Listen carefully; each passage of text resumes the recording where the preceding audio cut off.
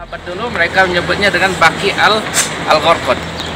Ini adalah kuburan untuk seluruh umat Islam sampai hari kiamat. Dibangunlah situ, pintu itu dinamakan pintu Jibril.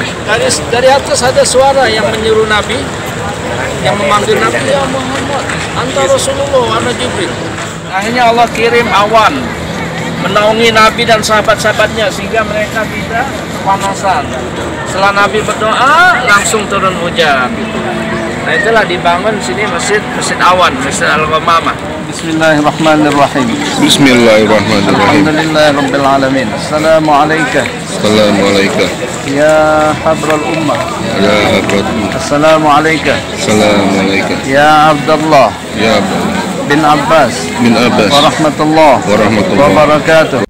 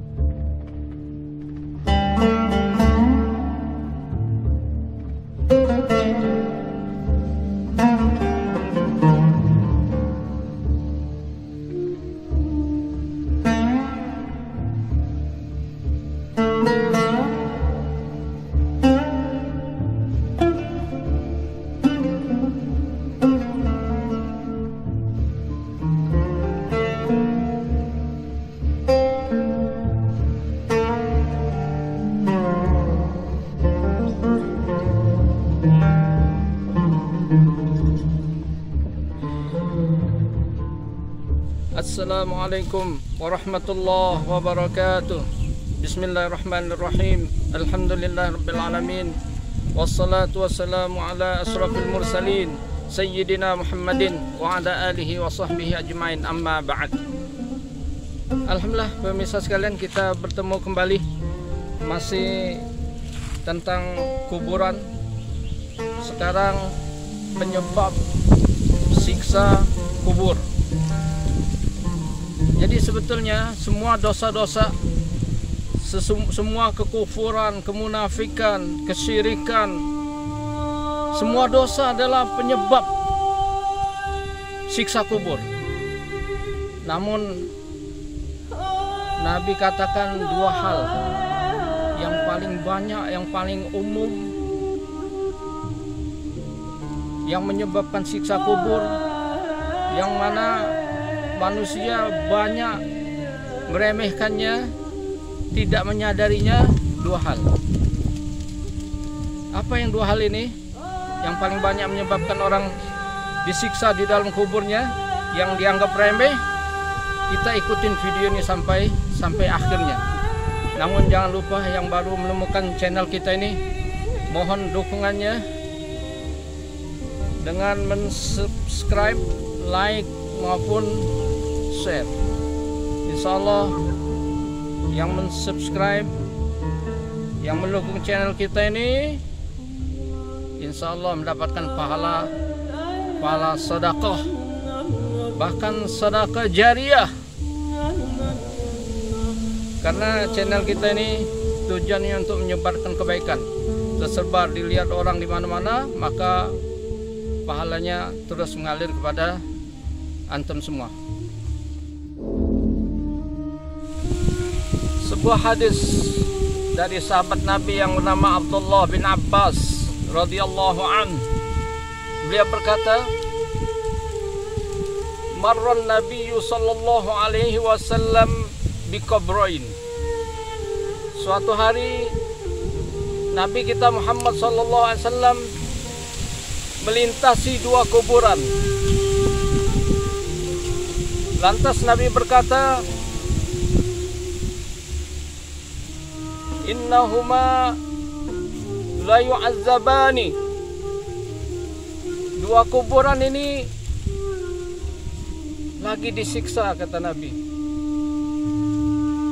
Mukjizat Nabi mendengar kedua kuburan ini lagi disiksa, lagi tersiksa.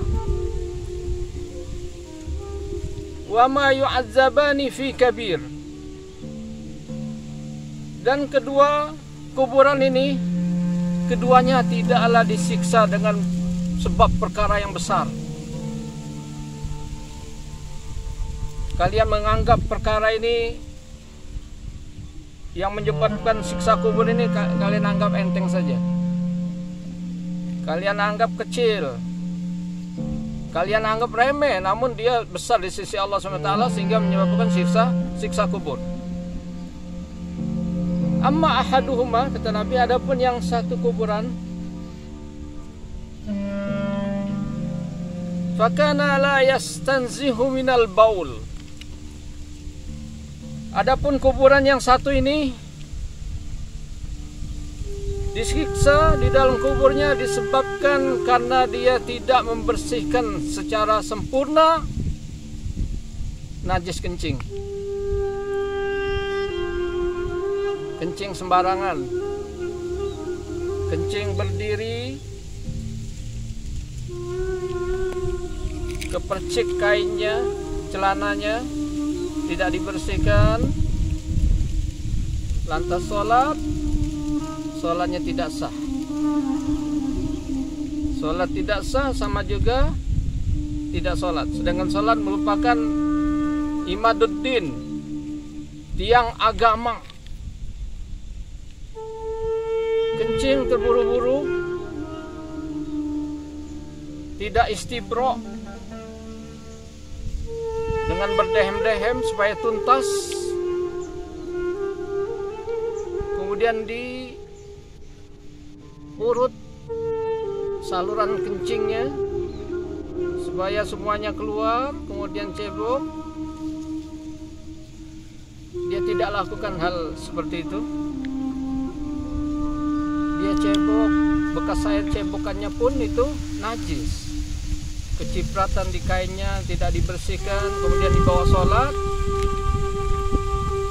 Jadi ini penyebab pertama siksa kubur, karena tidak hati-hati di dalam kencing, tidak bersih dalam bersuci terhadap najis kencing ini. Kemudian wa ammal akhar, adapun kuburan yang satunya lagi, fakana yamsi bin namimah, karena disebabkan orang ini suka mengadu domba antara perorangan ataupun keluarga, golongan, masyarakat, sampai lebih besar lagi mengadu yang antar negara, mengadu domba. Pergi ke si fulan, si A bicara, kemudian pembicaranya disampaikan pada si B, ucapan si B disampaikan lagi pada si A, karena ingin mengadu domba. Apalagi ngadu secara besar-besaran, mengadu antar masyarakat, antar golongan, memecah belah. Jadi termasuk dalam mengadu domba ini itulah dosa-dosa mulut, mengumpat, memfitnah, menyebarkan hoax. Inilah penyebab siksaan kubur yang dianggap ringan oleh kebanyakan manusia, yaitu disebabkan mulut dan kemaluan. Mulut yaitu karena mengadu domba, kemudian kemaluan karena masalah kencing, masalah najis kencing. Kemudian setelah itu, summa akhadha jaridatan ratbah fasaqaha nisfain. Kemudian Nabi ambil dua pelepah korma, kemudian Nabi tancapkan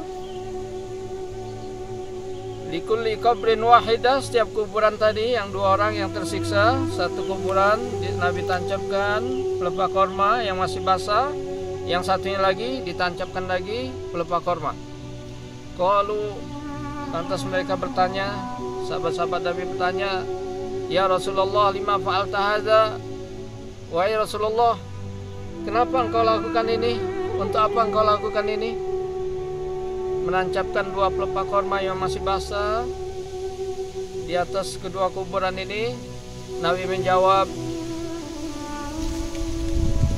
la'allahu yukhaffif anhuma ma lam yaibasa. Mudah-mudahan Allah ringankan siksaan keduanya selagi pelepah korma ini masih basah. Hadis dari Abu Hurairah radhiyallahu anhu, beliau berkata, Nabi bersabda, istanzihu minal baul. Berhati-hatilah kalian, bersihkanlah kalian diri kalian dari najis kencing. Fa inna ammata adzabil qabri minhu.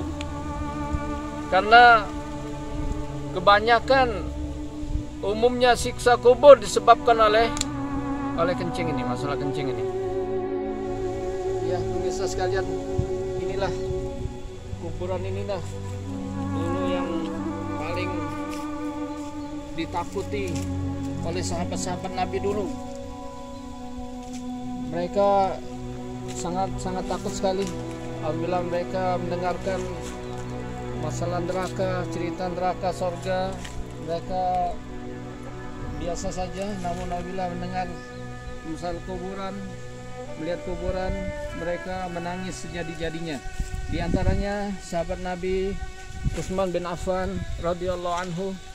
Beliau ketika melihat kuburan, ingat kuburan, beliau nangis sejadi-jadinya sehingga membasahi semua jenggotnya dengan air matanya.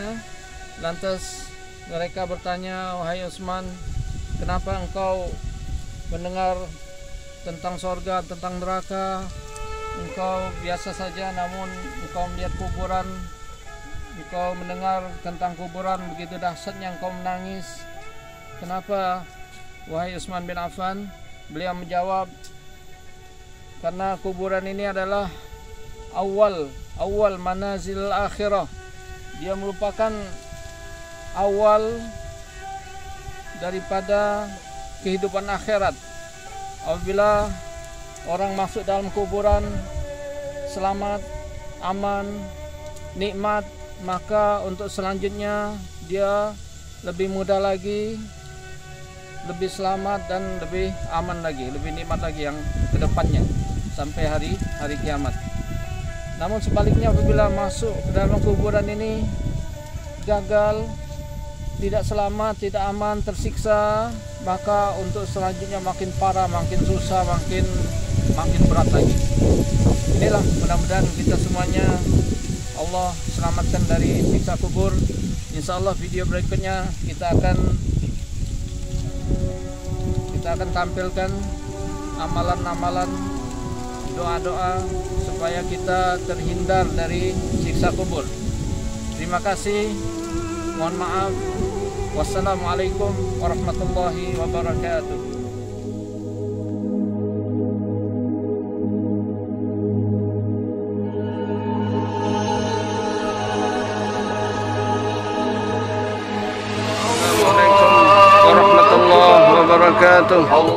Sekarang kita sampai di Uhud.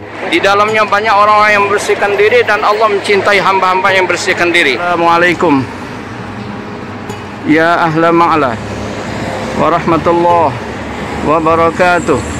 Yang mana di tempat ini, dalam ini, Allah tenggelamkan Fir'aun dan bala tentaranya akibat kesombongannya. Wa kaifa idza ji'na min kulli ummatin bi syahidin wa ji'na bika. Wassalamualaikum warahmatullahi wabarakatuh.